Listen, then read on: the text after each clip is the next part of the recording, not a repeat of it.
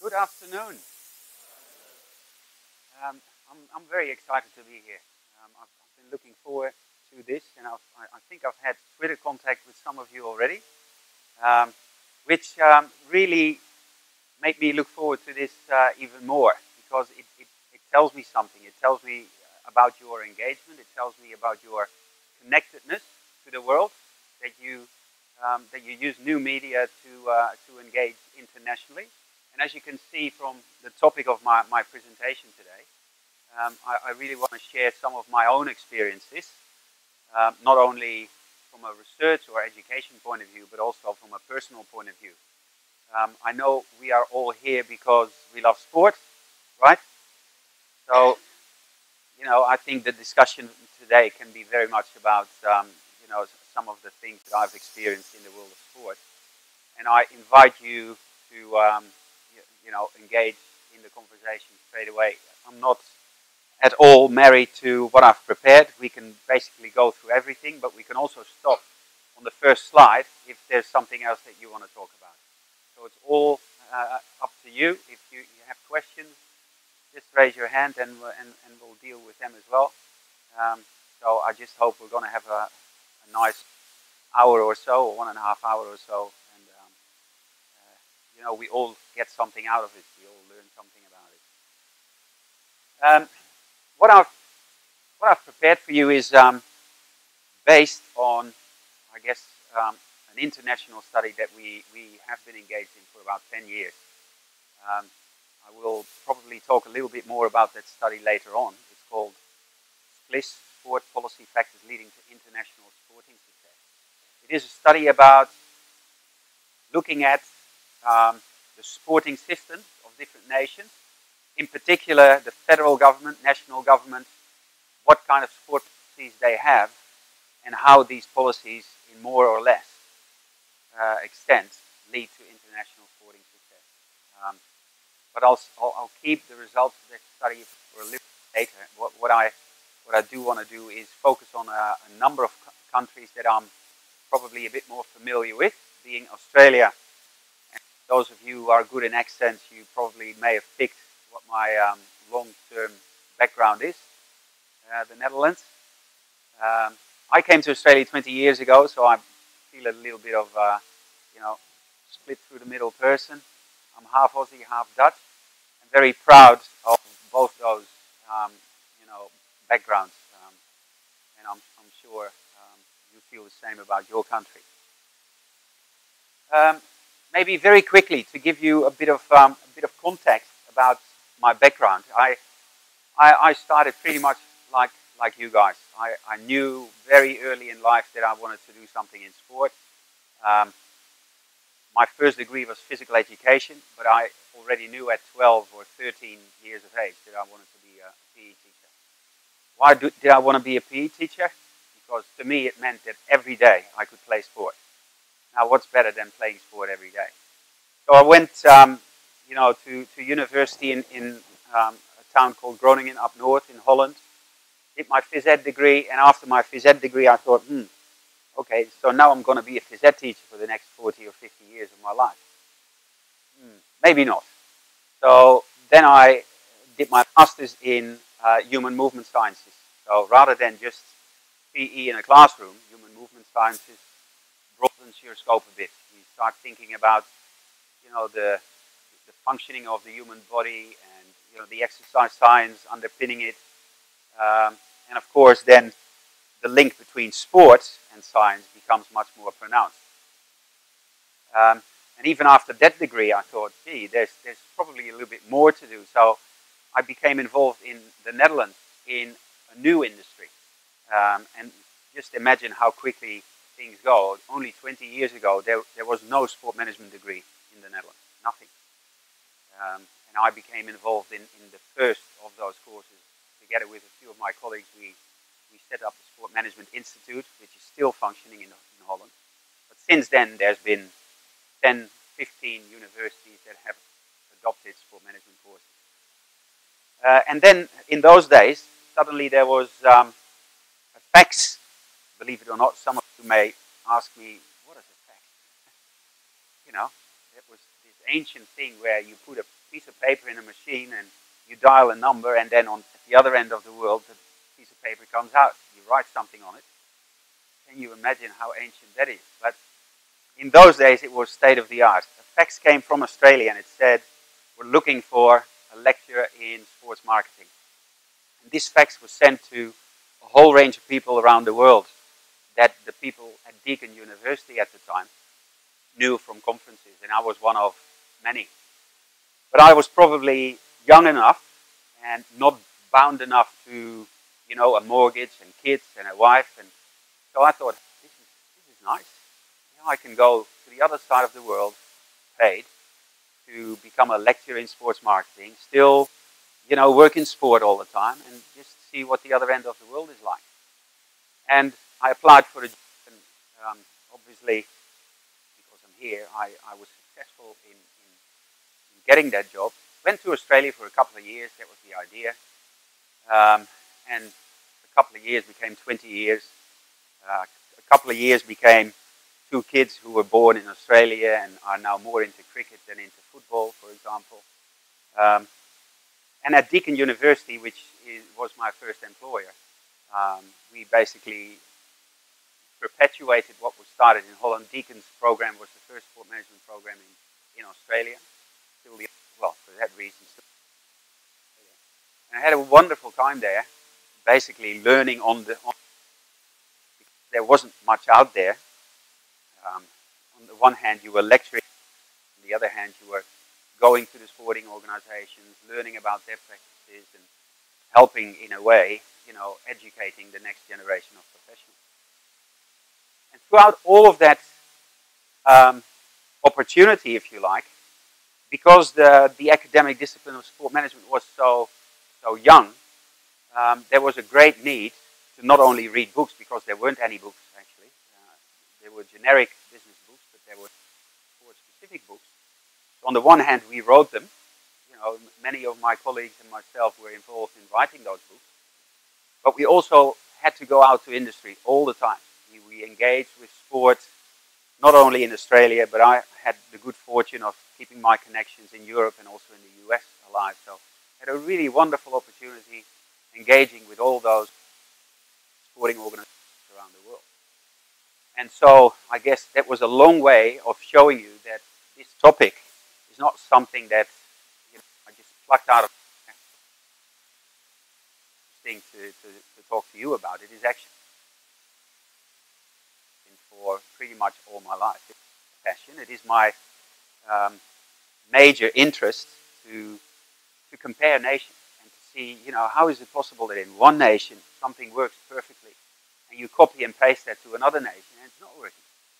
You know, how is it that cricket is so popular in India and in Holland there are registered cricket players? Here's 500 registered cricket players in club cricket. That's it. And from 500 players, they have to build a national team, and you know, it's a completely different world. How come the most popular and successful, commercially successful sport in a sport that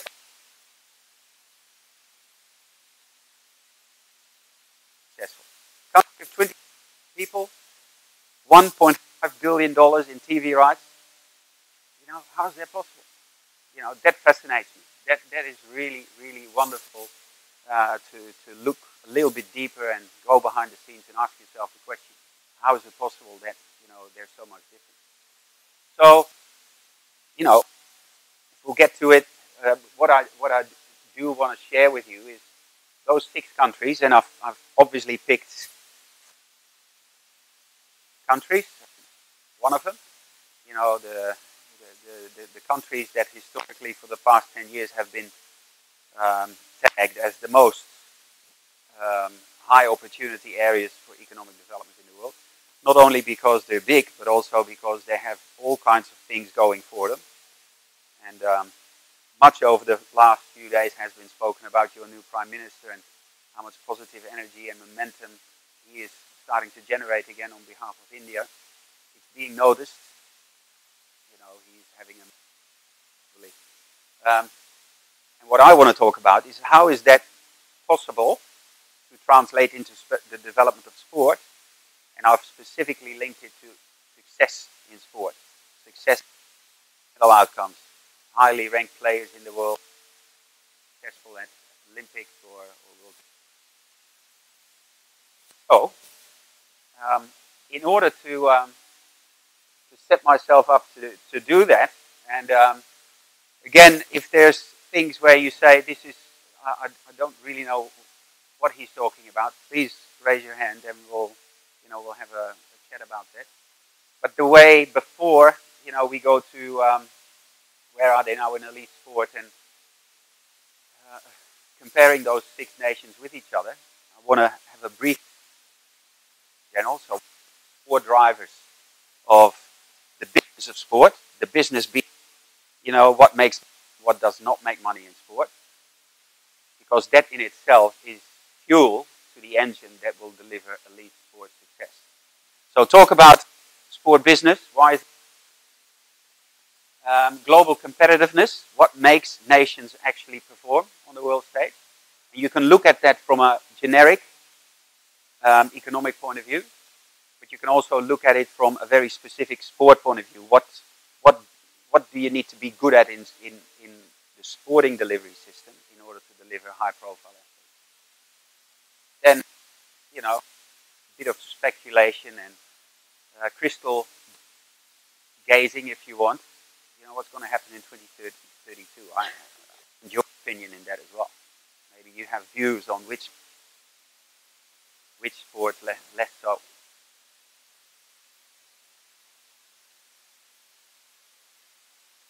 So, maybe a question to you now personally. Why is sport important to you? Not why is sport business important or why is success important. Why is sport important to you? Give me an answer.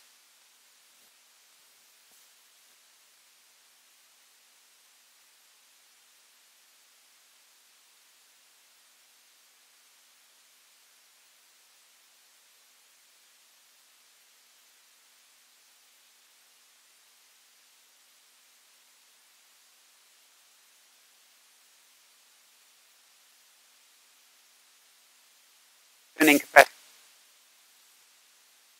Excellent. Others. Why is sport personally important to you?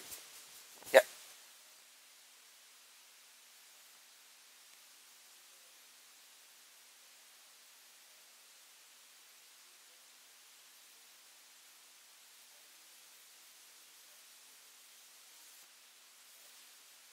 Excellent. So sport.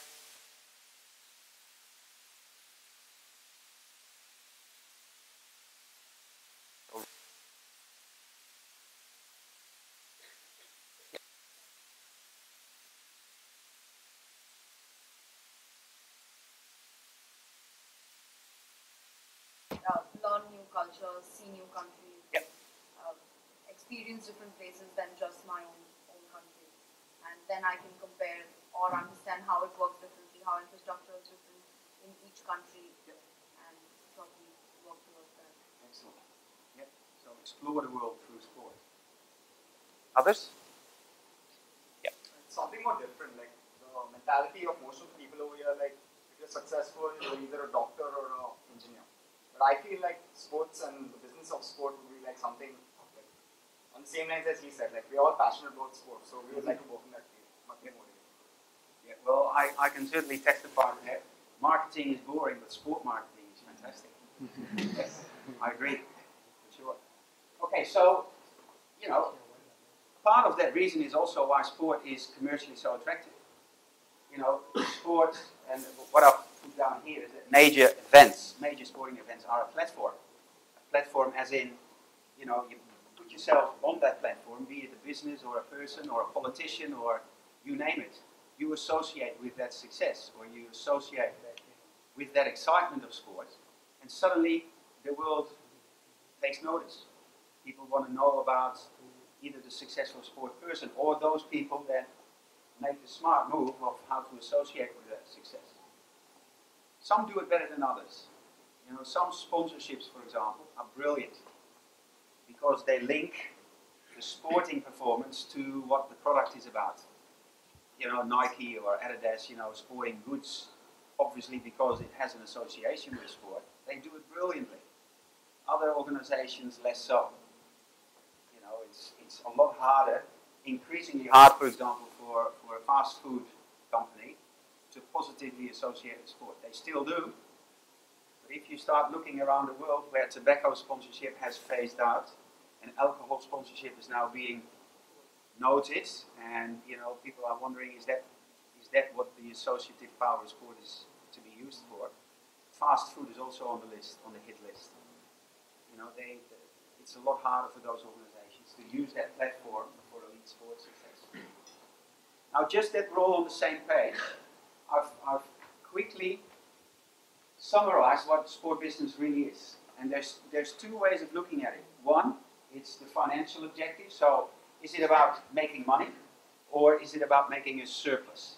Now, there's a misconception in the world that, you know, sport is not about making money. Well, let me dispel that myth here. Sport is always about making money, like any other business. Because without money, you can't run your business. Even if it's a voluntary organization or an NGO, they all need money. So if it's not about profit, it is about surplus. You want to keep as much money as you can so that you can be invested in the sport. And that's why the AFL in Australia is such a wonderful business. Because all the money they make, there's no shareholders, all the money the AFL makes goes back into the sport.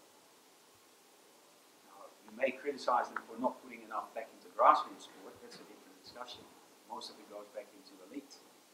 But, you know, nobody pockets that money that the AFL makes and runs away with it and buys a nice holiday house. You know, it is all back in facilities and community programs and elite programs. So, you know, they are break even, and it is about sport. Profit for sport. Others use sport. You know, like you say, I'm using sport to travel. Well, others are using sport to advance underprivileged kids or to use sport for development. There's profit to society at large.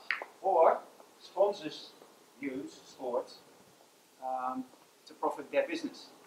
They try to sell more product on the back of sport. And finally, you know, we had a session today where we spoke about football clubs that are owned by private organizations. The Glazer family owns Manchester United. They own the Tampa Bay Buccaneers in the NFL in the US. Whatever money comes out of that goes back to them. They can do with it what they want. And you know, the same goes for those who own the IPL franchises, for example, the licenses.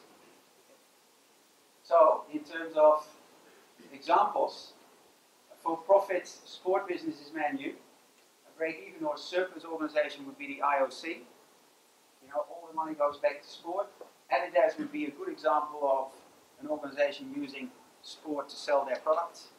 And right to play, do we know what right to play is? Have we heard of right to play? Johan Olaf Kos, does that name ring a bell? To me it does, because I'm Dutch, and Johan Olaf Kos is a Norwegian speed skater, like massively successful, was the best speed skater in the world, won 4 gold medals at the Lillehammer Olympics. But he was also a doctor. He studied as a doctor, and through his travels through sports, you see, everything comes together here. His travels through sport, and initially for the IOC, he found out about lots of underprivileged communities in third world countries, but also in war-torn countries.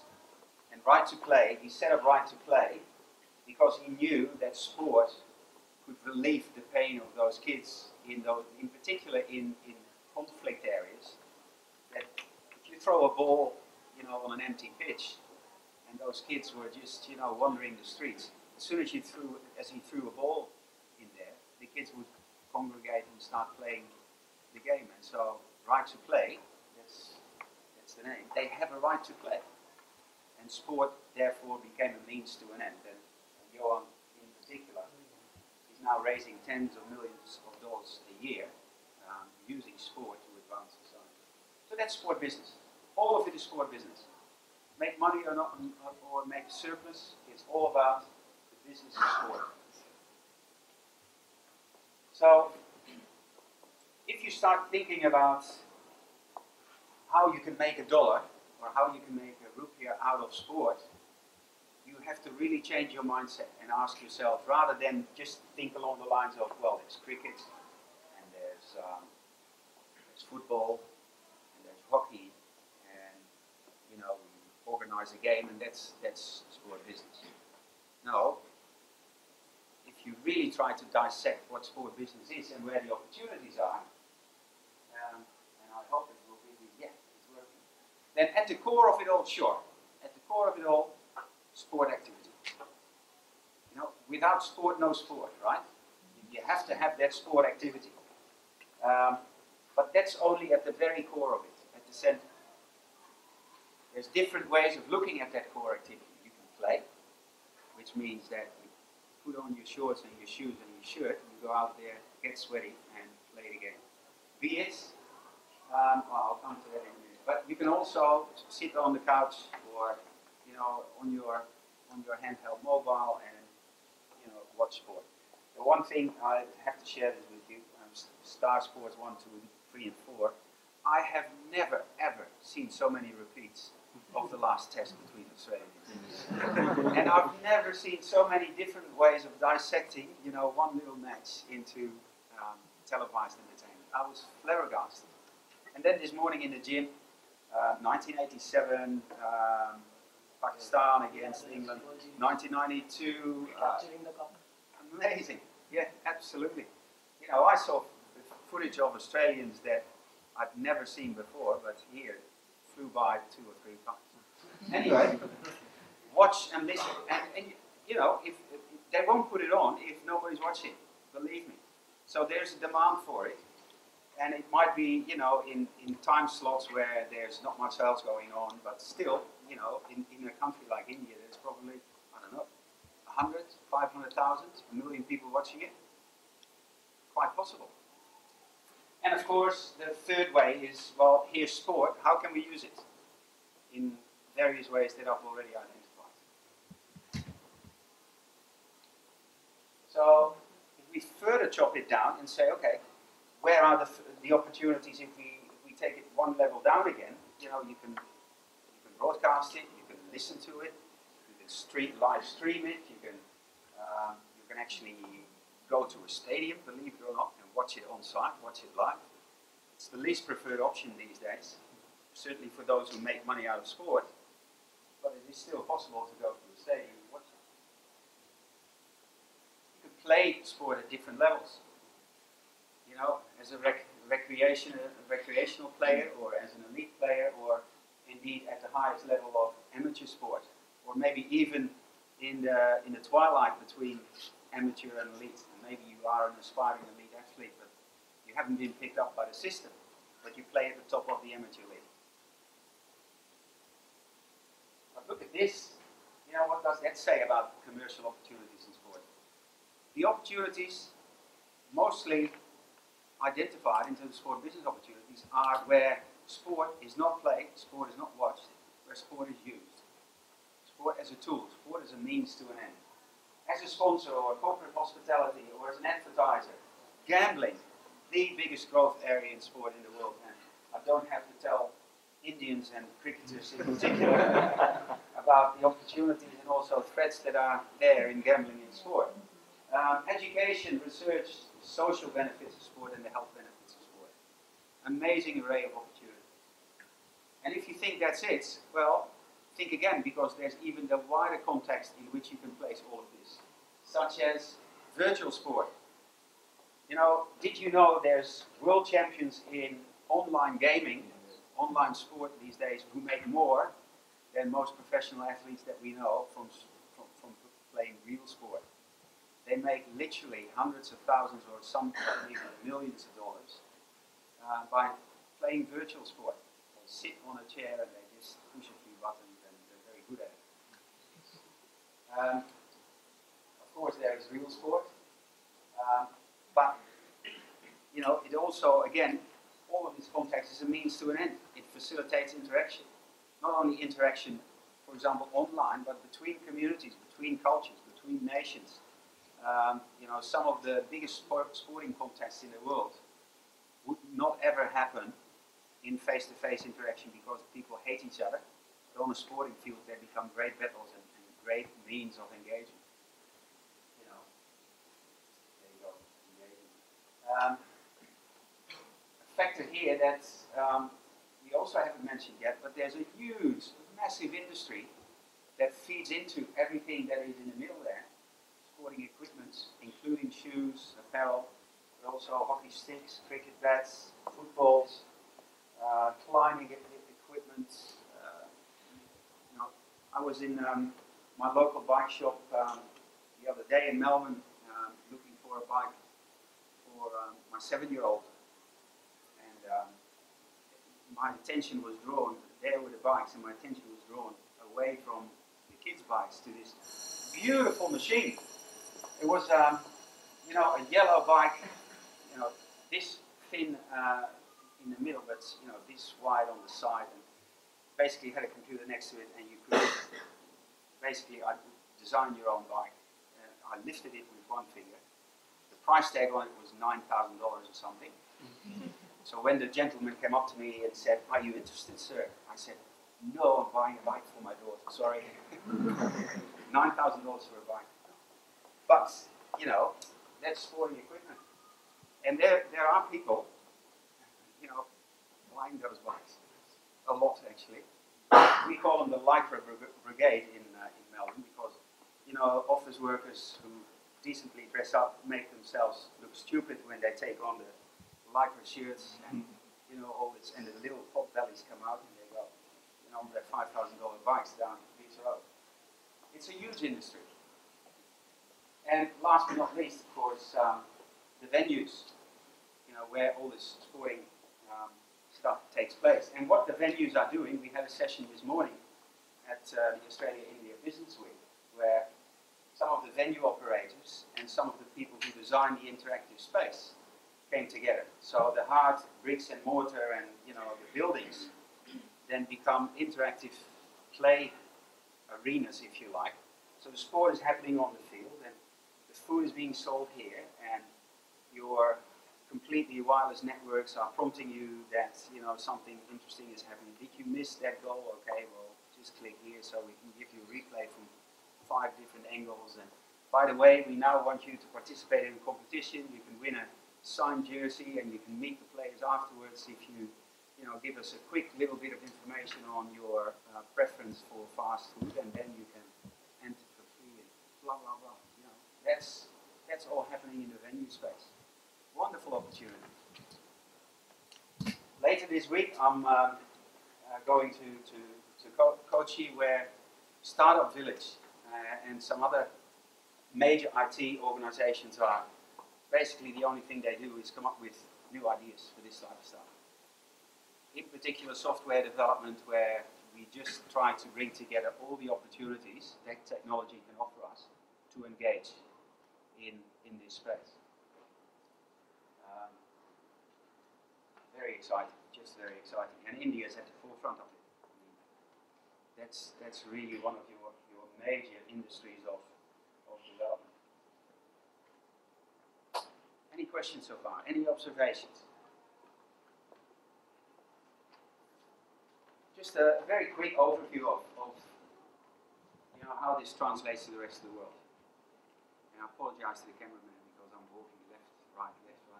He thought he was going to have a coffee and just sit still because I'm. That's why the chair was on the stage, right? No, I need to walk. So look at this market share. PricewaterhouseCoopers has estimated the commercial value, so where money is generated through sport comes in across the world. And you can clearly see that the most mature sport business market still remains the USA in particular. It's stated North America, but really Canada is maybe 5 or 10% of the rest of North America, which is the US. 41% of all revenues generated in sport business come from the US. Then the whole blue, which includes the Russian Federation, the Middle East, Africa and Western Europe, brings in 35%. Asia Pacific, which includes the Indian subcontinent and China, but also Australia, 19%, and Latin America is really only arriving at the scene at the moment, 5%. Which may surprise you because of the massive football industry that is operating in particular in Argentina and Brazil. But in many ways, the on-site operations of those businesses aren't well developed. And I can show you that in the next slide, actually. In the slide after this. So these are the growth rates. It shows that even when these figures came out, which is a couple of years ago, America was still in close to a recession, but sport kept growing, 4%. I think these figures can probably be adjusted. North America is probably 5 or 6% now. You know, the economy is picking up again. Better job opportunities. Unemployment is going down in the US at the moment, and they're gearing up for some prosperous times. Latin America, 4.9%, and I'll come back to that, why they are the biggest grower. Then Asia Pacific, not far behind, and Europe, Middle East and Africa, not unsurprisingly, 2.9%, and as a matter of fact, that's probably now even trending a bit further down. I mean, Europe between us is in real trouble. And the ruble crisis in the Russian Federation also talks to some of the issues that are happening over there. This is also an interesting slide. We were just talking in the car on some of this. Probably the combination of those three make up about 100% or maybe 90% of all revenues of sporting clubs. So your typical IPL club would get income from gate, from media rights, from sponsorship, and probably a fourth category, merchandise or on sales of associated product. But these are the categories in these continents that bring in most money. And you can tell that in Asia Pacific, 43% sponsorship, it says something about probably the immaturity of day-to-day operations of sport. This is a great opportunity for you guys, for example. You know, if you really want to specialize, if you really want to add value to an industry, your contribution can be how you run match-day operations, how you prepare for, a quality service experience, how you, the term that's been coined throughout the last few days is how you monetize the fact that you get people to come to your stadium, to engage with you in the stadium, to stay with you as long as you can keep them there, because the longer they stay, the more likely they are to spend, and then to make them come back again. Not a one-off, but make the experience such that they come back to you. The reason why gate revenues, relatively in the US, are still a major income generator is because they do that so well. They can charge prices at the gates that are, small fortunes. They still sell out the stadiums. Most leagues in the US have occupancy rates of 90% plus. You cannot get an NBA ticket, even if you're prepared to pay $100 a head for an NBA ticket at LA or Chicago Bulls. You can't get in because the season tickets are sold out. They do that very well. In Europe in particular, it's really not fair, this picture, but I know why PwC did this, because this continent is really hard to monitor and to measure.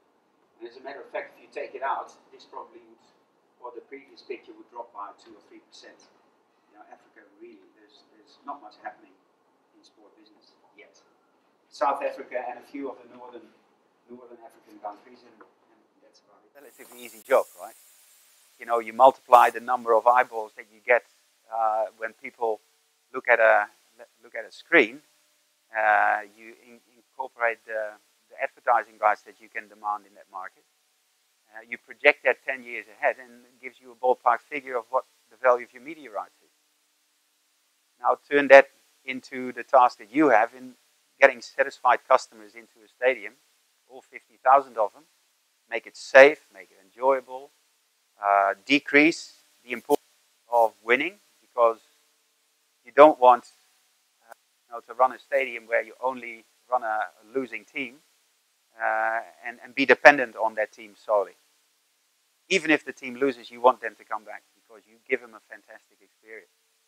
Now, that's a much more rewarding job than selling media rights, although I wouldn't tell you not to be in media rights because you can make some good money in there as well. Okay, so that gives you a bit of a global picture, right?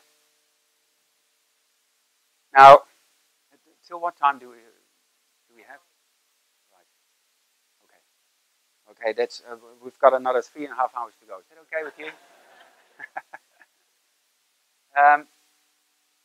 Just before going to what makes nations competitive in sport, let's just talk generically. What makes nations competitive? And there's some really wonderful material out there that you just can pick up and read. And one of my favorites. This happened to me in a previous presentation as well. Suddenly, it doesn't. So these boxes are supposed to be filled. I've got I'll talk, but there's a PDF of this as well. So if you go out of the PowerPoint, go to the PDF. That's the one. Yes.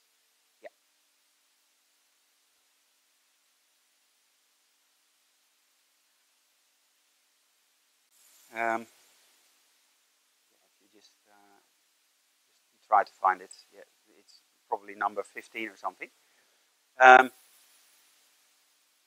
This is the World Economic Forum. There it is. Great. However big you can make it, hopefully you can see it at the back. But it gives you. Oh, that's good. That's good. So this is from the World Economic Forum.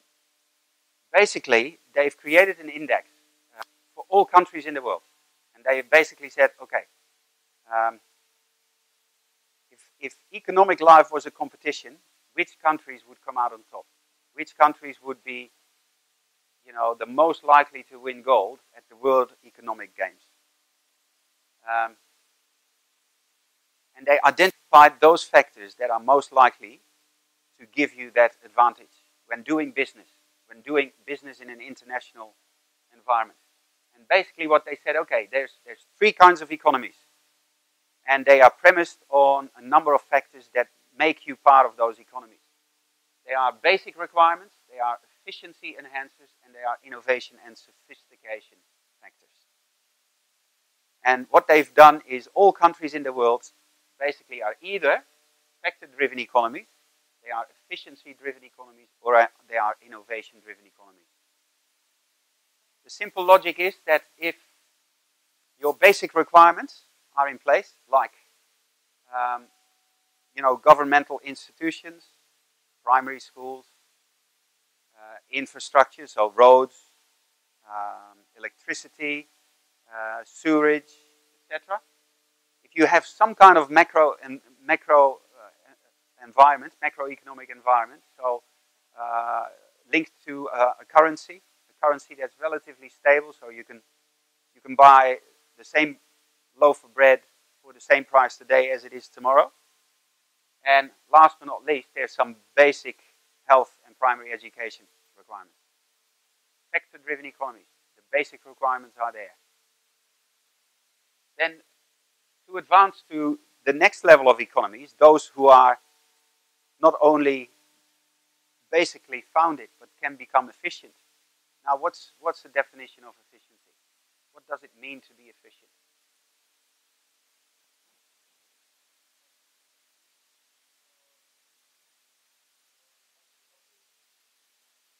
Okay, so do a lot with what you have. Yeah. Sorry.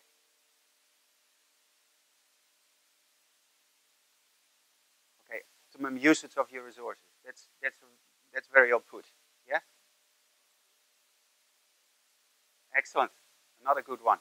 So minimum effort, maximum result. So really make your resources work for you. Excellent.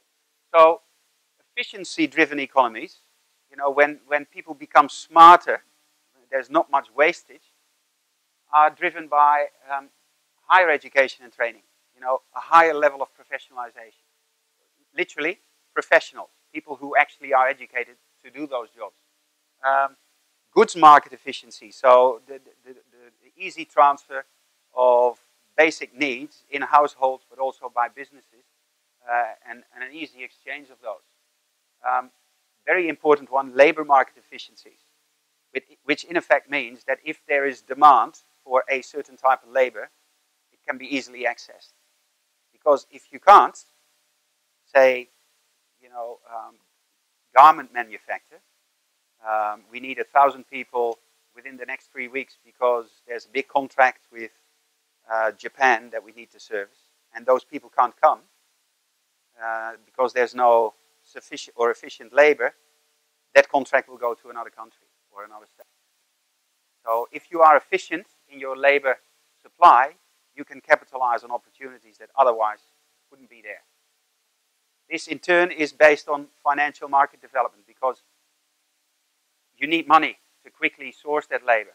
If you can't access that money, you can't get the labor, you can't get the contract. Again, an efficiency measure. And that translates into technological readiness, and also you have to have a sizable market. Then last but not least, you have economies that move even beyond efficiency. Economies that have optimized their resource use. Now what do you do next?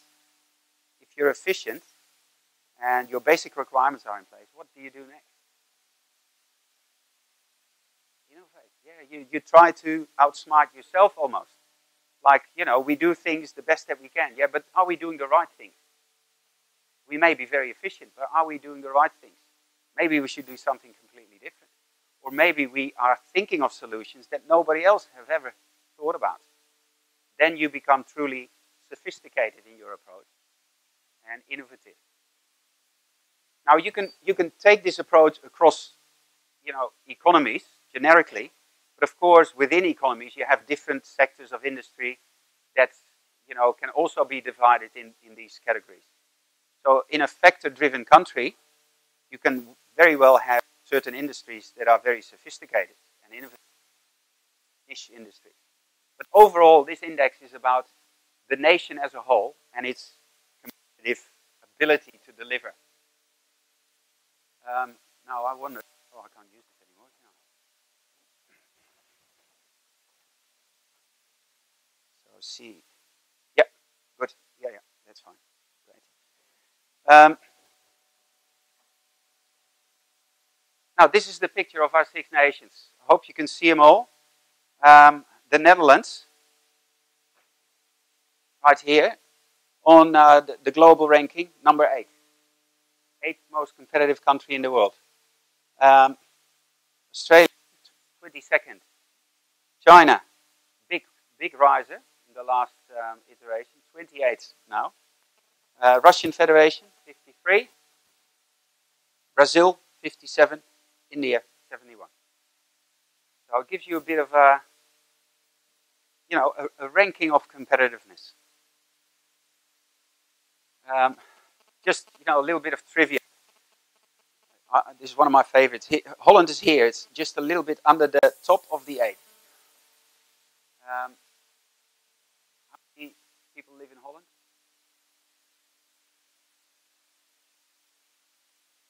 Have a guess. There's no wrong answers here. A little bit more than 100,000. 17 million. 17. Australia? 23. And India, 1,300 million. Or close to 1,300 million. You know, internal market in India, huge. Internal market in China, huge. If Holland was dependent on its internal market, no chance whatsoever in the world. So, you know, the Dutch market is the Dutch market, the European Union, which is why the European Union was created in many ways. We'll get back to population size in a minute, but so if you rank countries in terms of their economic competitiveness, this would be the picture, right?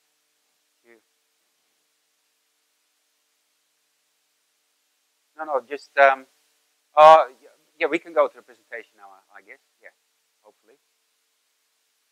See what happens. All right. Now let's make the link here. So 3 types of economies. Basic requirements, efficiency, sophistication, innovation. Factor-driven economies, basic economies. What do you have to work with? Basically, unskilled labor, natural resources. It's a crude summary. But basically, that's your majority of workable capital that you can work with. If you translate that to elite sports, so trying to be successful in elite sport, you have size population, because it means that you have lots. And so with lots, you don't have to be efficient, because you can waste a lot and still have a lot. Whereas when you don't have a lot, and you waste most of it, you have nothing. Okay? Pool of participants, size population, and in sport, it would also translate to what you would have naturally available to you. So stuff you don't have to build, like mountains. Naturally, if you have mountains, you're more likely to be successful in skiing than if you don't have mountains. And you don't have the money to travel to the mountains, for example. So that's factor-driven. And I'll grab my remote again. Thank you. So the next one, efficiency-driven. Suddenly, higher education training comes into place. Again, a topic of discussion in this Australia in the Business Week that we're here for. And in particular, vocational education in the context of India. Huge need for vocational education.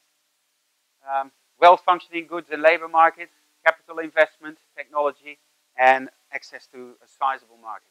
What does that translate to in sport? More access to trained athletes and coaches. Basic infrastructure. When I say basic infrastructure, at least a few pools rather than holes in the ground with water. At least a few athletics tracks rather than, a grassy pitch, again with, no flattening of the surface. To facilitate the development of athletes and competition. A basic foundation of applying technology to high-performance sport. And last but not least, at least an emerging market of people that are willing and able to pay to go and watch sport. And again, I refer to a frequently made statement about, for example, IPL.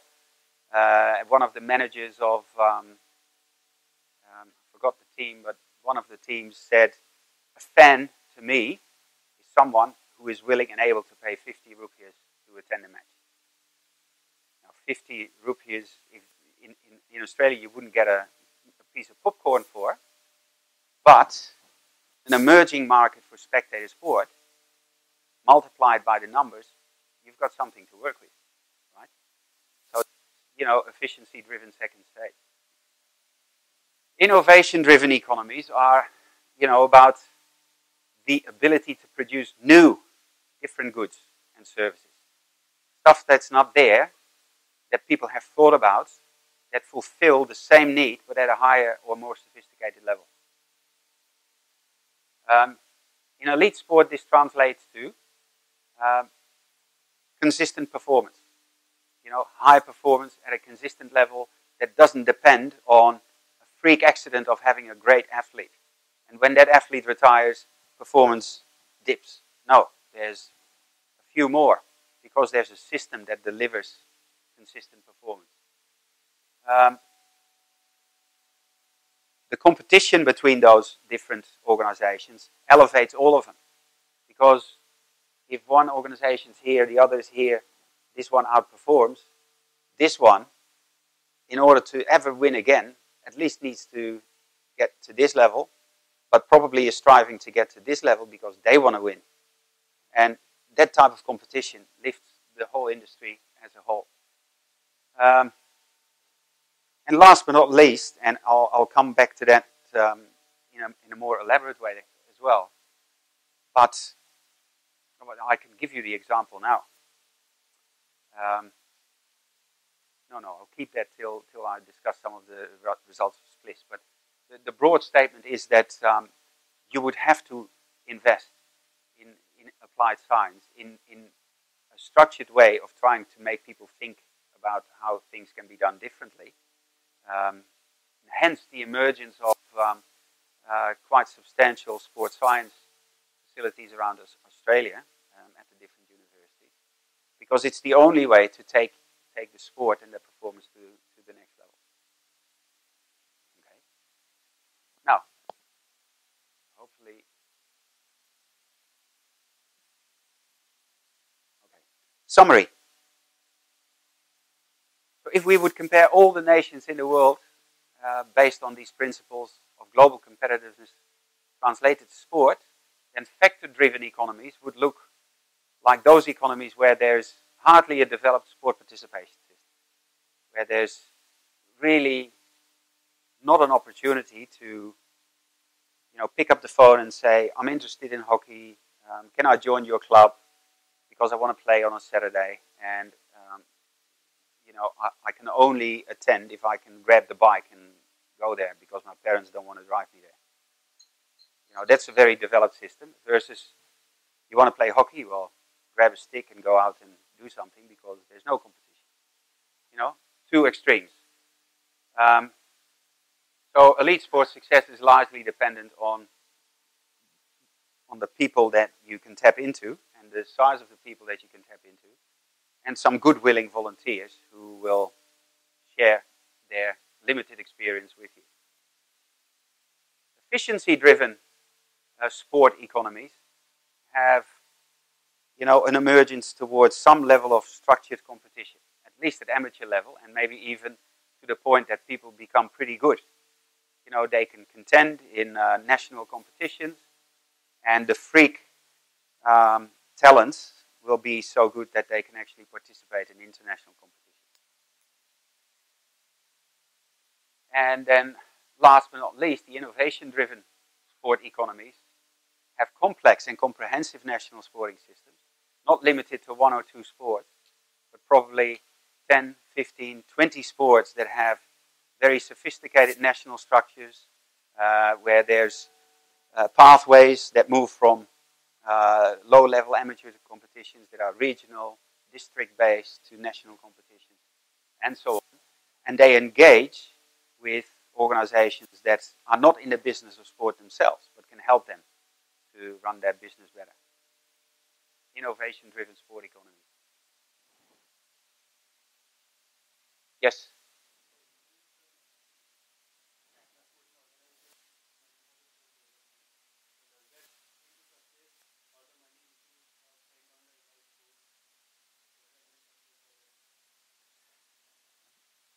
Say that again.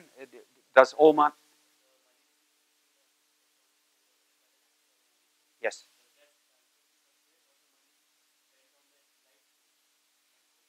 Your question is a very good one, because I think the answer lies in the decision that the National Sports Organization makes. And to give you an example, one of our panelists over the last few days was the CEO of Hockey Australia. And we had this discussion about grassroots versus elite, and how important in Hockey Australia's case elite sport is. And as you know, Australia wins medals at Olympic level in hockey. Correct me if I'm wrong, Ben, but I think Cam said elite sport is important, but the most important thing is participation. Because if you ignore participation, you will never sustain success at an elite level. And so he also explained the complexity of the Australian system, that he estimates there's $25 million per year for hockey available in terms of funding from government.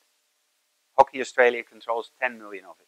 50 million is controlled by other entities like state sporting organizations, Australian Institute of Sport, Victorian Institute of Sport, some of which are looking at elite, but Hockey Australia very much is about countries in this slide, the original slide, and you can probably get the picture here.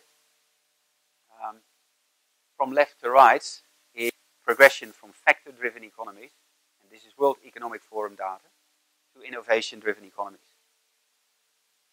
India is factor-driven, terms of its competitive position and the characteristics of its system. China is efficiency driven at present. Brazil and Russia are in transition from efficiency to innovation driven, and Australia and the Netherlands are innovation driven economies. No surprise that it also translates to 8, 22,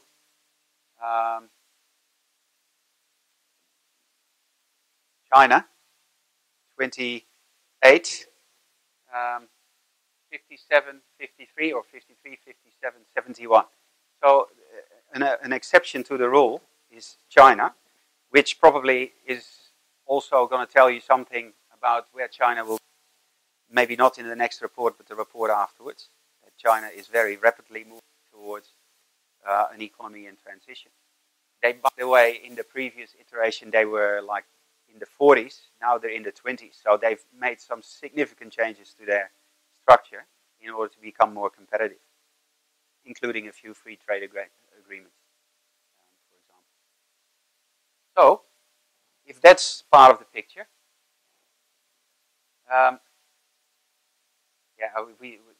to really get value out of this, we need to go back to the PDF for this.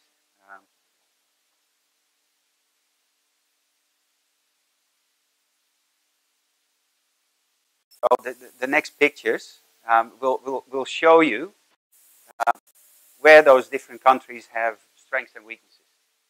And again, back to the old, yes, thank you very much.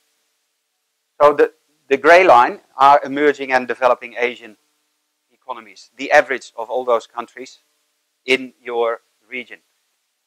You can see that in India's case, market size by far is the area where there's the huge, huge opportunity. And this is also where most of the rhetoric in terms of India's opportunity comes from, the fact that you have an internal market of 1.3 billion people. There's a few other highlights. The financial market development outperforms a little bit in India, and there's also good business sophistication and innovation comparatively. Macroeconomic environment, not so good, and labor market efficiency, also not so good, even in developing Asian economies, so, you know, weak areas. I bet you that your Prime Minister probably knows this report by heart. You know, this, you can clearly see where he's driving it, what he's trying to do, where he's trying to make huge, major changes. Because if you manipulate 2 or 3 of these effectively, your competitiveness goes, you know, through the roof. There's certain things that suddenly start working. And in economies with 17 million or 23 million people, that's not going to have a major impact. But if you have, you know, labor market efficiency in a market where you can tap into hundreds of millions of people with jobs, then you're going to make big changes in a very, very short period of time. So, yeah, the PDF, keep in the PDF, stay in the PDF, because no, stay in the PDF because the pictures are not showing in the other one. So here's China. China efficiency driven.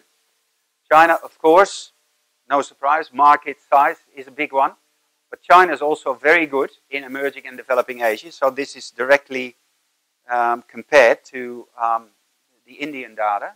Infrastructure, they do really well, like rail, road. Macroeconomic environment, superb. Even health and primary, and higher education and training. Really, really good. It also shows you why they will very quickly move from efficiency to transition. And probably even within next 10 years, if not something major is going to happen within the next 10 years, move to innovation driven. So Brazil. Brazil also, given the whole continent of Latin America, but their internal market is about 3 billion. And what they do very well as well is higher education and training. For example, they have a couple of universities in the global top 100, and some of them are huge and massive contributors to research output. And research output in turn is a precursor to innovation. And as you can see, innovation slightly outperformed Latin America and Caribbean. I think the next one is Russia. Russia is in transition. Russia with roughly 150 million, but with the European Union and Asia on its doorstep. Don't think that market size is purely based on the internal market. It's about access to market.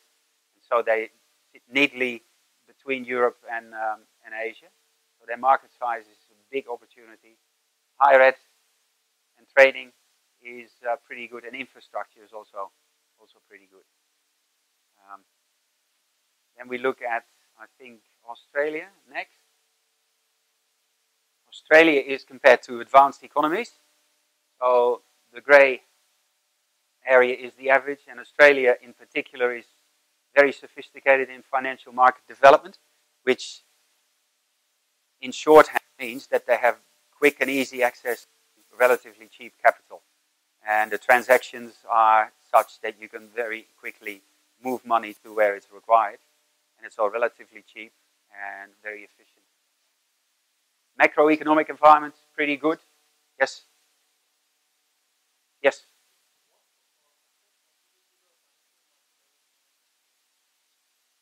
Well, I mean, if I have to take anecdotal evidence, it's the level of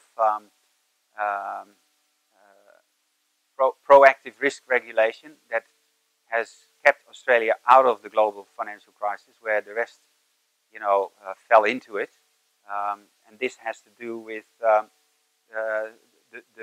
risk levels that Australian banks were allowed to trade with. And this was largely determined internally by banks themselves rather than government intervention. None of the Australian banks were in trouble where other banks had to be bailed out around the world. And if the banking system fails, then the economy crashes. And Australia still, to this day and age, has done that really well. I mean, that's fair enough, Ben and Roshan.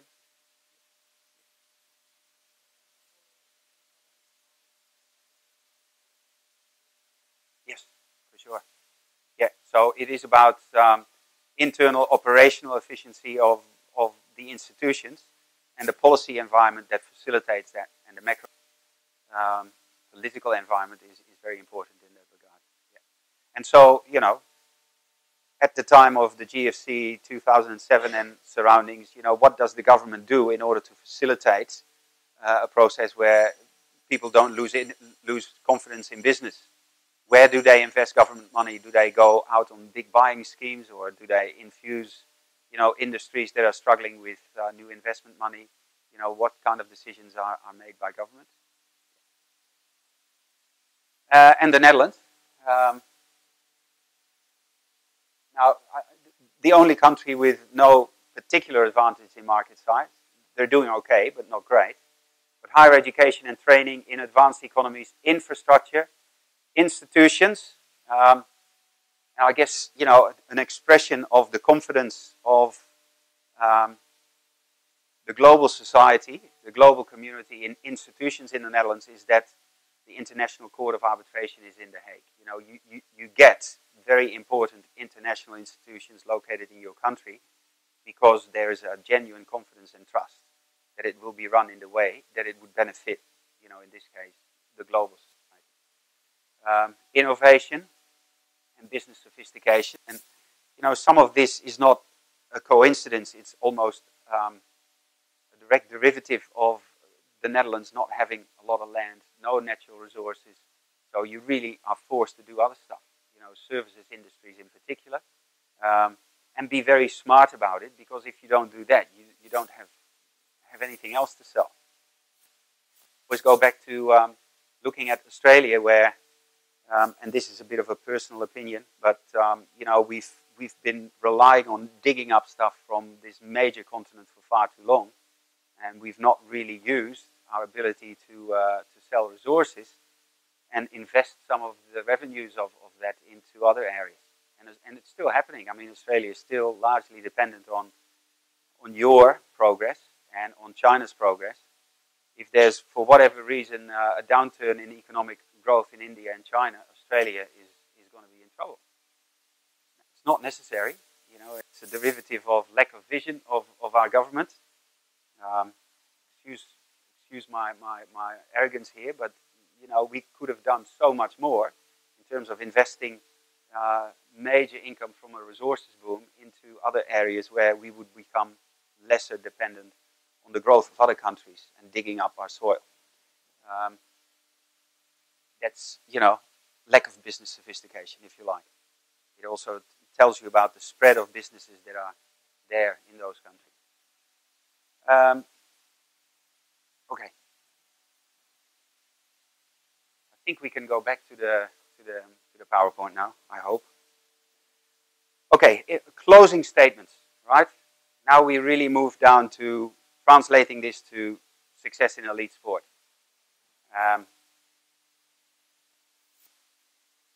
Yeah. That's the one. Yeah.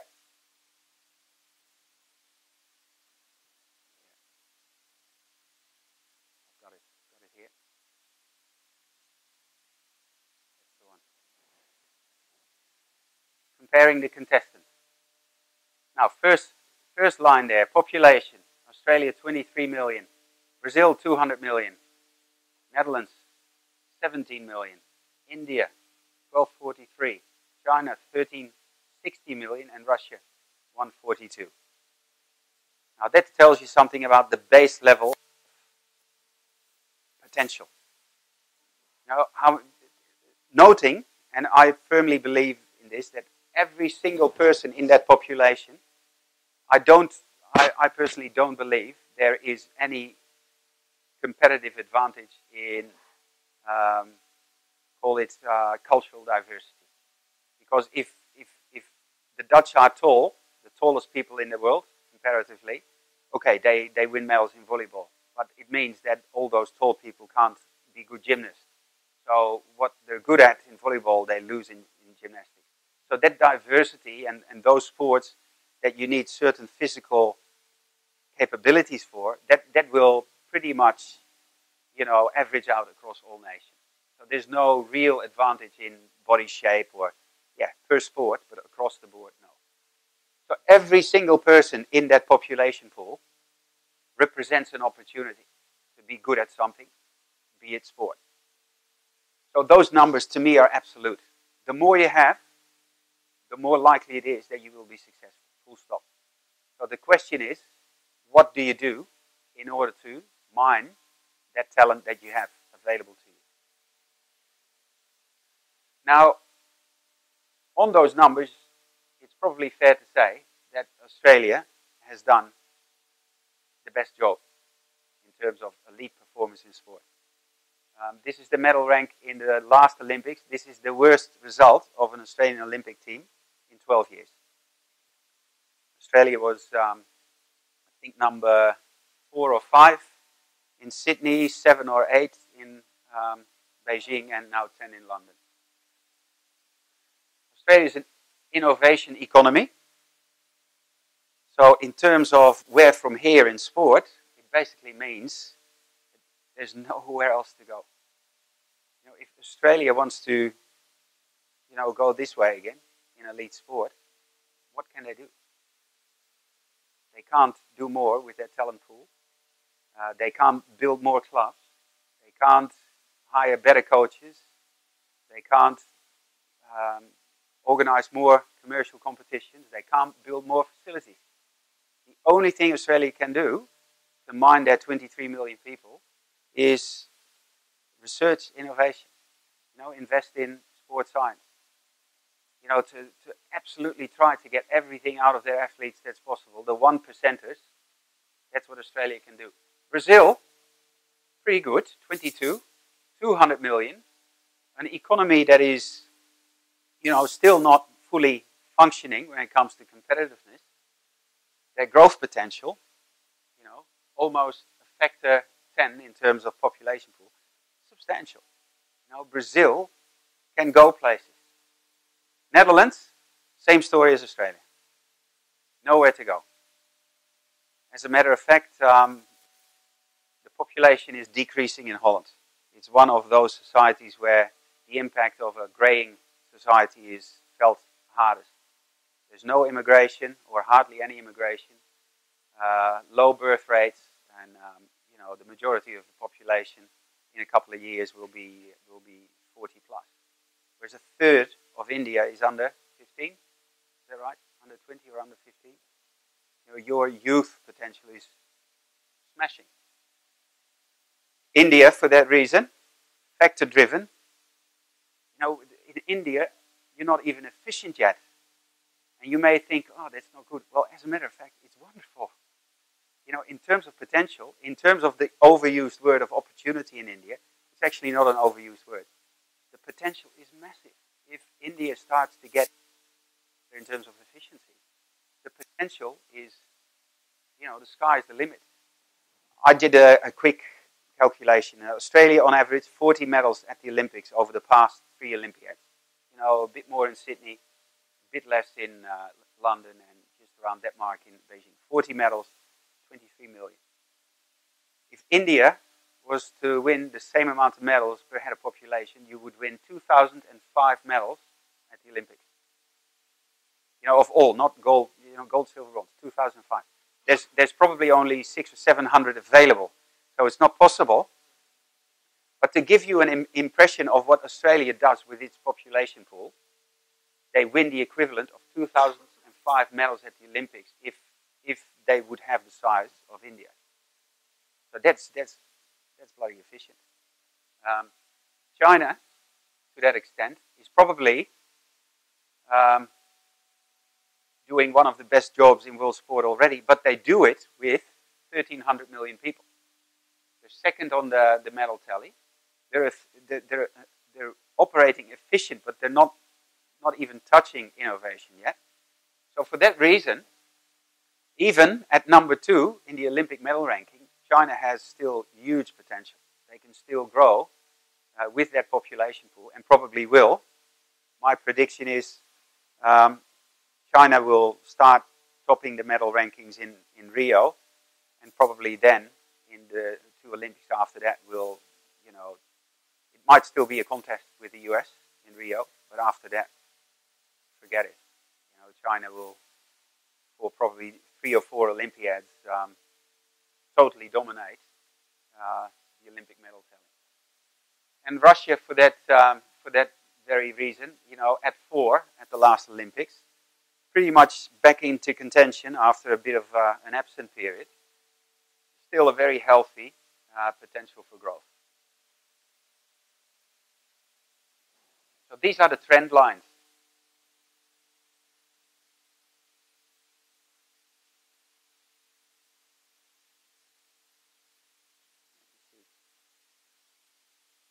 That's India.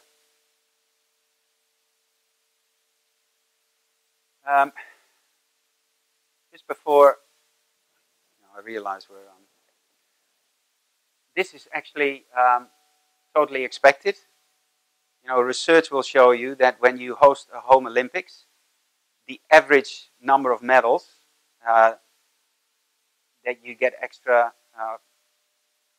rephrase that.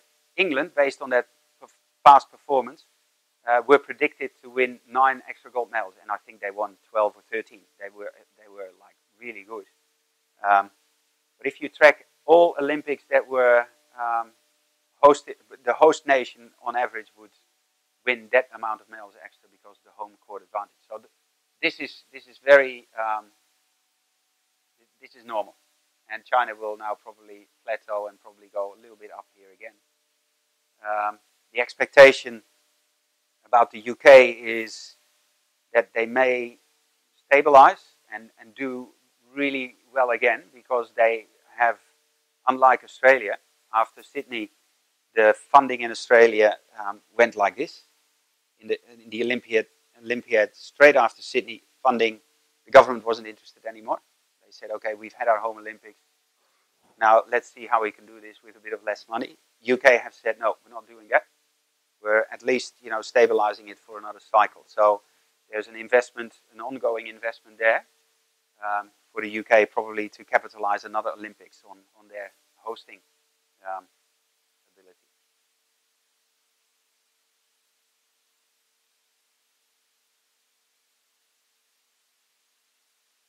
Okay, so this is a heat map of something we've already seen, where in effect this means really good, and this means not so good. So this is a measure of efficiency in the same way as we've looked at efficiency from a business point of view. Wherever you get to purple, you are extremely efficient, or dark blue is still extremely efficient. The more you move to red, the less you do with the resources that are available to you. So there's the positive side is there's a huge scope for improvement when you're on this side. So other very efficient nations indeed are the UK. Who knows what this little nation is here? Caribbean, Jamaica. Because of a few very fast guys and girls. Yes. Yeah, because, small population, extremely successful, quite a few gold medals. A few other ones. Well, there's Denmark, Holland, of course, Switzerland, Czech Republic, I don't know, Poland, no, yes, Poland, or is this Poland? Now I'm lost. My geography, and I'm not gonna, I should have known those. I'll look it up for you.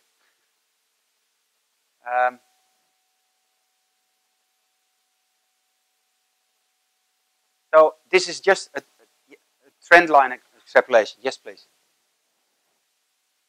The previous one.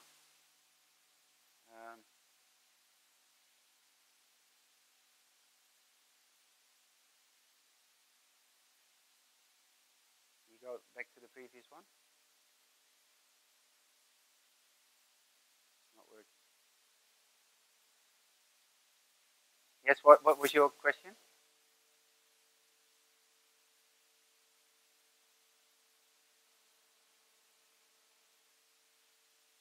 I think that's Mongolia, the purple one. Yeah, I think. Yeah, yes. Yeah. Okay, so this is not my prediction. This is just a trend line, right? So if you take 1, 2, 3, 4, 5 Olympics, the trend line of 5 Olympics, and of course like I just said, you can't just keep growing. It's not a straight line. The higher up you are in terms of medals, the harder it will become to add to it. So China will probably, have a bit like this, and Russia a little bit like this. And in 2032, if India continues the trend line, you would have 20 medals and starting to compete in the same space as Brazil and the Netherlands. Now, back to you here. What your reading of the situation? What do you think? Is this going to happen?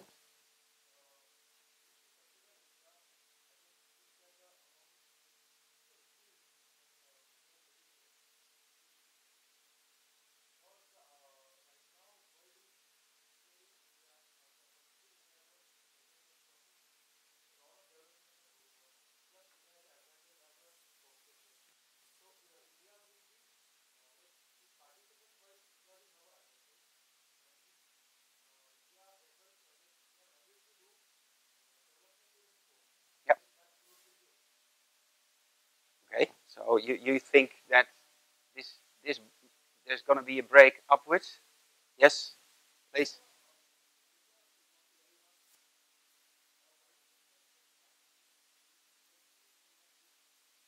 Thank you for the question. Would someone like to answer it? I like your question. I think we can be bullish and a bit more ambitious here, but I'd like to hear from you where you think, even which sports you can probably do things quicker and why. Not because we want to or when a sport is popular. What kind of infrastructure, what kind of science, what kind of innovation, what kind of money, what kind of governance, is in certain sports are likely to start working in your favor. What do you think? You have a sport in mind where you think,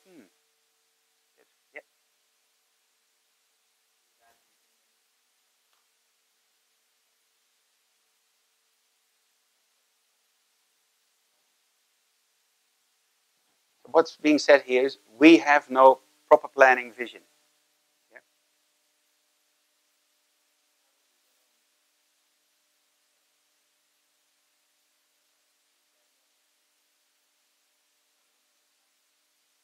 I agree with you. If you don't have a plan, you won't end up anywhere. Yeah?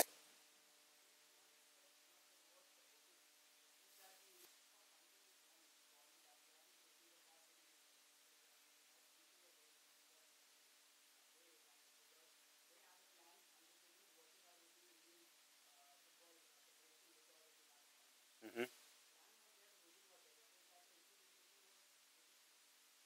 Okay. I can accept that to a certain extent, although I'm not a big fan of solely saying there's lack of funding, so we can't do things. So what you're doing is funding and plan, and I like the combination. I agree, you need funding, but what you're saying is there is actually, how do we get that funding? Your money in the system. How do we direct that money into the right direction? Others?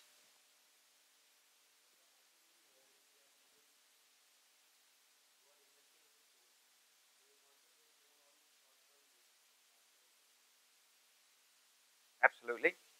Yeah. And that in turn comes back to a vision. You know, what is it that you would want to achieve in the long term? What, in your mind, are the principal drivers of sport in this country? You know, who, if we accept that we have no vision or there is no vision, although I also have a problem with the word we, because we is including you, and I believe that you do have a vision. You know, you're here because you have a vision for yourself and for sport. So we is, who's we? Who doesn't have a vision? Government, okay. Well, is it state government, national government, Sport Authority of India, Federal Ministry of Sport? Mm-hmm. Yeah, okay. So where, where will the next vision for sport in India come from? Where do you think the most likely drivers of a new sport system for India will be? Private? Is that what you said? Private? Yep.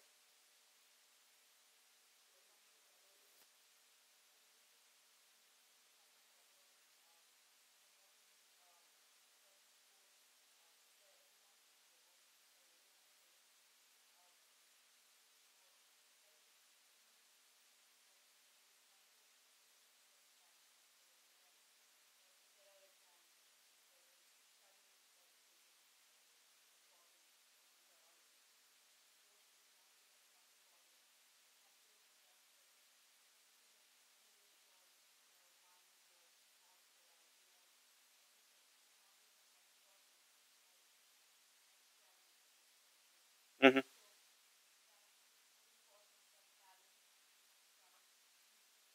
Yep. Mm-hmm. So what you're saying is people are wrong in assuming that sport is not as important as academic performance. That's what you believe. That's what probably all of us believe. How do you?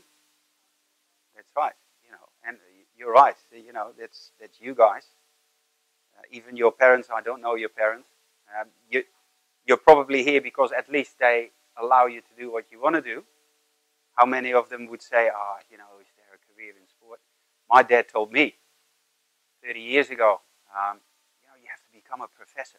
There's no work in sport. You don't want to be a phys ed teacher. And my mum said, let him do what he wants to do. You know, he loves sport. He'll be all right. Now became a professor and a phys ed teacher. So, you know, it all worked in the end. But it's true. It's, you know, you guys can better express than anyone else what sport is like and how sport can actually, you know, transform lives, how it can benefit. I totally agree. You know, there's lots of evidence that when you play sport, when you are active, your academic performance improves as well. You know, just sitting on your backside all the time just, you know, makes you lazy up here as well. Whereas if you exercise, there's plenty of shows that it also improves your academic performance. You know, we have to. we have to express that in as many ways, shapes, and forms as we can. The more influential you all become, the more likely it is this will infiltrate the mindset of the next generation of young Indian people. So, short term, there's probably some stuff happening, certainly in 20 years' time. I personally believe that, this trend line, we're here for Rio. I think India will be on the trend line in Rio. Probably first sign of things to come in one or two sports that I agree with you. Private investors are putting money into now. There will be maybe some judo and some wrestling and maybe some structured, success in shooting or, here. And then from here, India will compete with the likes of Brazil, Netherlands, top 20. Top 20. Yes, please. Yes.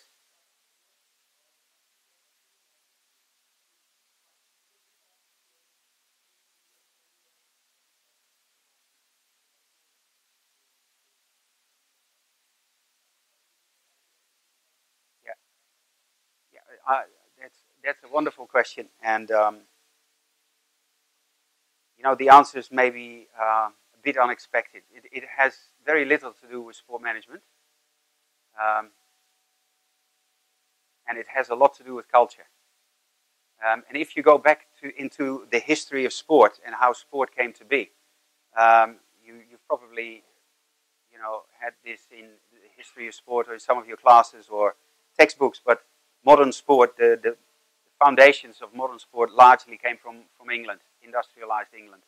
And when they started building trains, little games between villages were being played because people could travel quicker.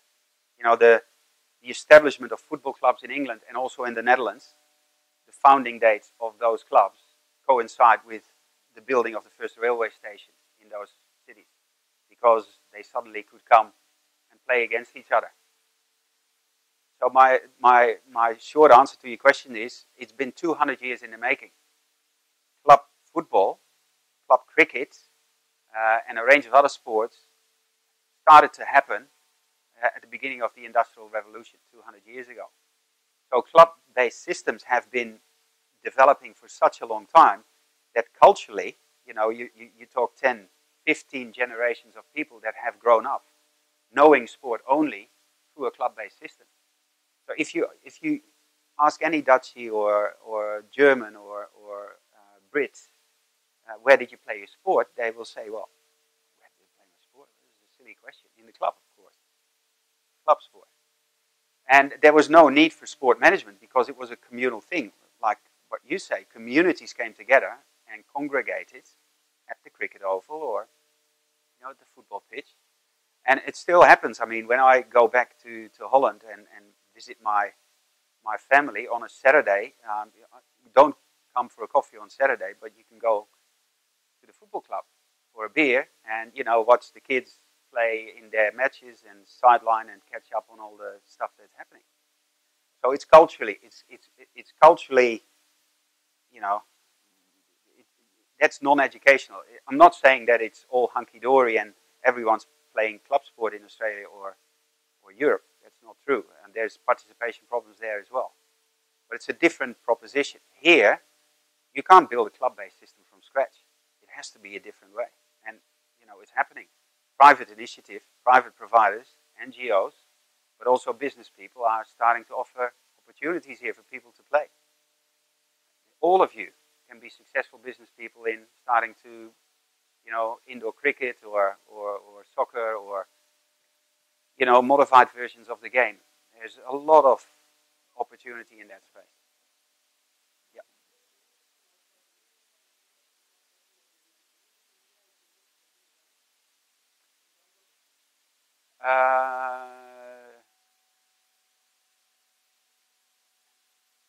I'm hesitating because you asked the next sporting giant. It will be one of the next. And it depends largely which type of sports the private organizations are starting to back in terms of India becoming successful, and the realization of what it takes to tap into the talent pool. You know, stupid example, table tennis is used in China, and it is easy accessible, you don't need a lot, and so 300 million people play table tennis. You know, which sport is gonna be the next big thing in India? And it can't be cricket because cricket is already, you know, the biggest thing. And by the way, and this is personal opinion, and I'll specify it, I love cricket. You know, as a Dutchie, I didn't know it, came to Australia, love cricket, love test cricket, love the modified version of the game. As a sport, as a communal sport, and as a healthy living sport, active living sport, no potential. You know, it takes too long. The likelihood of hitting one ball and being out and sitting on the sideline and fielding one ball that slips through your fingers, and you know you're being ridiculed because you dropped the catch, and that's the only thing you do in a whole cricket match. You know, it's not a good sport for participation. It's not a good sport for, you know, health enhancing physical activity. Table tennis is, football is, hockey is.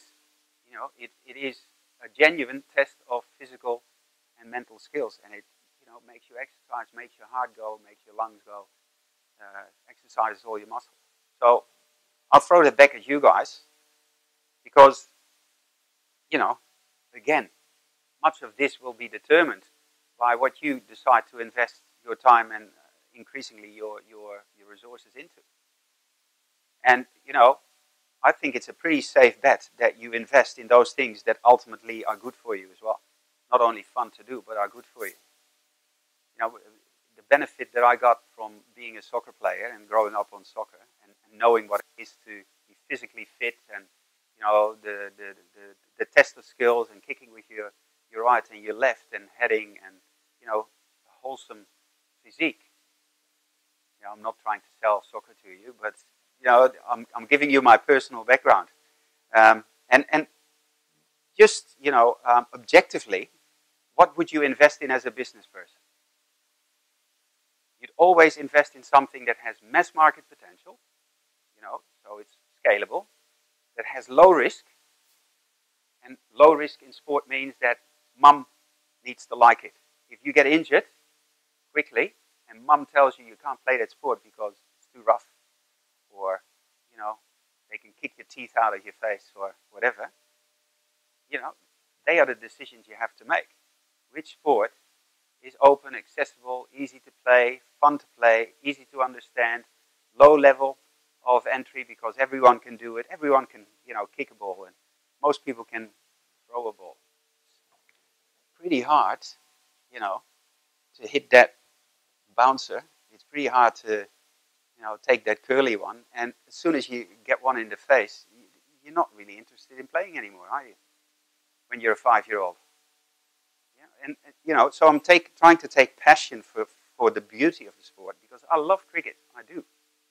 I really do. But I don't think, you know, if I was a businessman, I got $1 million to invest and say, you know, pick your sport. You only get one opportunity to put $1 million into a sport. Which sport will you pick? You don't have to answer me, but think about it. You know, you pick the one that has best potential, right?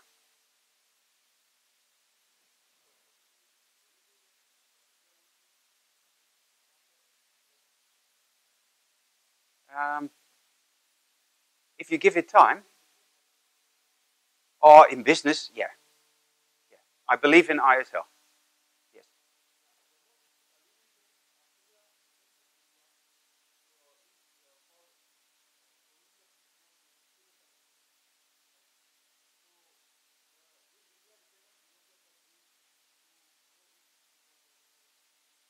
In the short term, yes. In the long term, you know, again, we had a discussion about this at the summit today as well. My team is Ajax Amsterdam. And Ajax was one of the most successful clubs in the 70s, 80s, and 90s in Europe. Was, you know, very close to overtaking Real Madrid in terms of Champions League titles. Ajax now still stuck at 4, Real has 10. Why? Mass market potential. You know, Ajax system is still the best in the world in terms of talent identification and academy approach. But what happens to Ajax? The players that brought Ajax Champions League victories leave 3 or 4 years before they reach their full potential. They get bought by EPL or La Liga or Bundesliga clubs. And why do they go there? Because the market is bigger, they can make more money, simple. So this is, you know, why this global competitive index is so important, and why having 1.3 billion people in a country is so important. India doesn't need the type of talent that is currently in Europe. If good sport managers and marketeers make the product that is Indian very attractive for the Indian population, you will then get 50 or 60,000 people to a match every single week. And 50 or 60,000 people in a society where the middle class every single year is growing their economic potential by 5 to 10%, you know, so from 50 to 60 to 70 to 100 to 150 rupiah for a ticket. And within 10 years, ISL has moved from a startup to a very, very viable business. And you don't even need the rest of the world for that. I mean, you need a few stars now, but for sure, like in 1.3 billion people, I cannot fathom that you will not find 50 players that can make up a squad that will eventually go to a World Cup and perform. May take 20 years, you know, because the players who will play in the World Cup where you will contend are probably being born now. But they need 20 years, right? But yeah, no, I think football is gonna explode here, but don't expect it to happen in the next 2 or 3 years. You know, IPL took 7 years to realize that they're still not making money. They're still losing money. It has to be different, and all the IPL teams realize that now. So, you know, business processes are more sophisticated. They're starting to think, you know, how can we do smarter? How can we engage the fans more? How do we make it sticky? You know, all of that is, you know, part of, you know, like all of us. You're born. You're not suddenly an adult or an adolescent. You know, you first need to learn to talk, then to walk, then become a bit smarter, and you know. Some things you can fast track, right? But other things you just have to go through the growing pains. And it's the same with certain products, certain leagues. Again, I'd love to be back here in 10 years and go to an ISL match with you and say, you know, remember when we spoke about this? Look at this. You know, here we sit sipping a champagne in the corporate hospitality, and it's fantastic. Yep. Okay.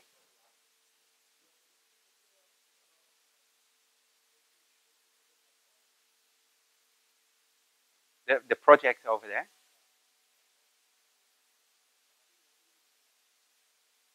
Yes. Okay. We run we run one project, and we're in the process of starting up another one. The Kerala project is really very close to what we've been talking about today. Is helping the Kerala government to improve the sport delivery system. And their question was, can you help us win more medals? And my answer to that was very diplomatic, in the same way as I said to you today. Well, yes, you can, but and you would have to give yourself some time to do it. I mean, no, we can't in a year make you win more medals at the national games, but you know, Tokyo and beyond, there might be some opportunity. But I guess that the bigger realization that we're now very rapidly moving towards with them is that, you know, a favorite word in India at the moment is ecosystem. And a sport ecosystem is all about, you know, if you want to be successful as an elite country, then you cannot ignore that, you know, success comes from a very broad base.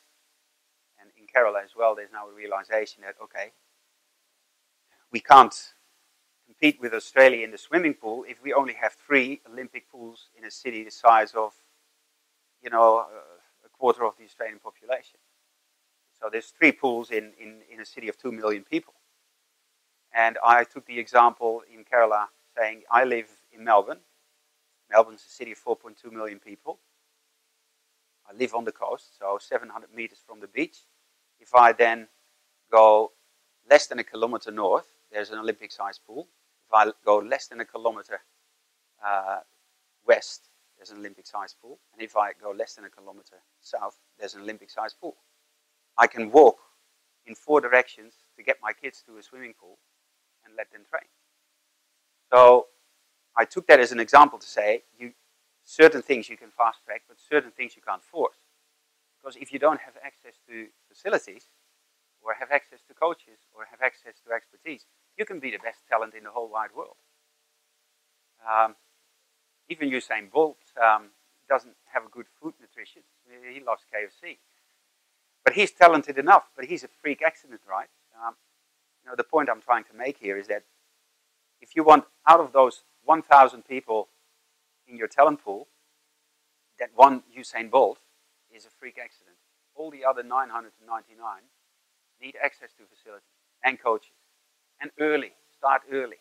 And, you know, a situation at home that they can afford to pay for you. And, you know, you name it. And that's, you know, that's an ecosystem. It all integrates and works together. That's hard. That's, you know, 200 years of a club-based system. So what do you want? 200 years of system in a year or in 10 years? They are the things you can't do, but there's a lot you can.